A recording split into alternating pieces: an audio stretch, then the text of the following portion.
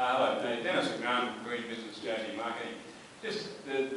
We go out, we talk to developers, we talk to architects, and the primary issue with going green, if you like, at the moment is the concern that they will cost themselves more or narrow their margins because their competitors aren't doing so.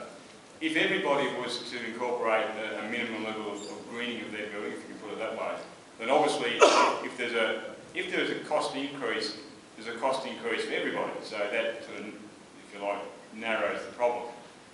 The other issue that I find is that a lot of the talk is about new buildings, but when you look at the built environment and the inefficiencies, primarily it's in the existing stock.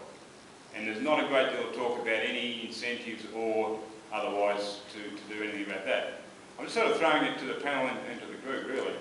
If Malaysia was serious in meeting the stated 40% reduction in CO2s by 2020, and the built environment does absorb a lot of that, what would be the view if tomorrow the minimum standards for new buildings were raised to, let's say, silver rating, GBI, if the minimum standards for energy efficiency in existing stock was raised, within 2 years you had to do so, and there were incentives, significant and real incentives, as well as significant sticks for those who didn't comply.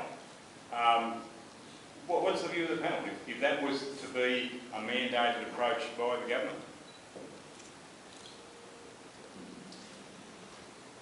You understand what he says? Now, I think the two things he mentioned, one is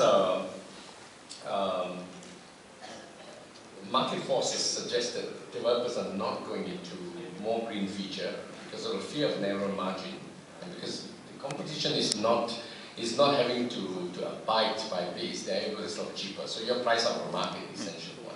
So what you are proposing is perhaps there might be some legislation or some invisible force out there that says all of you must comply. So if everyone sells Mercedes, then this is the only car you can buy, right? One. I think the second thing you mentioned is incentive. Well, sticks and carrots for both new buildings as well as for existing. Absolutely. I have some answers to what you propose. That's why I'm the president of REHDA. But I'll probably leave it to the lesser mortals to say that. I mean, maybe I can kick it off. I think that would be a great idea because the country would save a lot of money in not needing new power plants, and that money could be used immediately to reduce taxes, to give the money back to people that might need to spend a little bit more on new buildings, but actually they'll recover that money in the operational phase of running these new buildings. So the net effect would be that the country would be better off in having a greener growth with more money, both at government level and at people's level.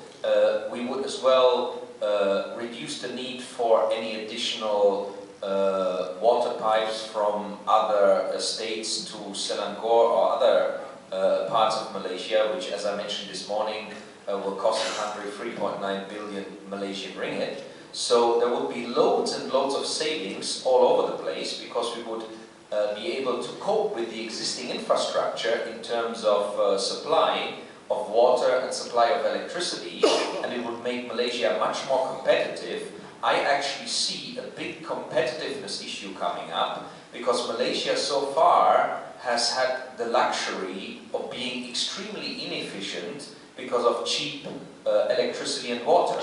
Thailand, Philippines, those countries pay the real dollar for electricity, for fuel, for water, and my friend who is working in these countries implementing energy efficiency initiatives, he is telling me that their manufacturing sector has already done the stuff that Malaysian businesses are still not even considering because they don't feel the ROI is short-term enough. So Malaysia is going to run up into some serious trouble unless it puts pressure on efficiency with serious carrot and stick very, very fast. At the moment we have a dream of 40% reduction in 2020, and this is based on economic growth.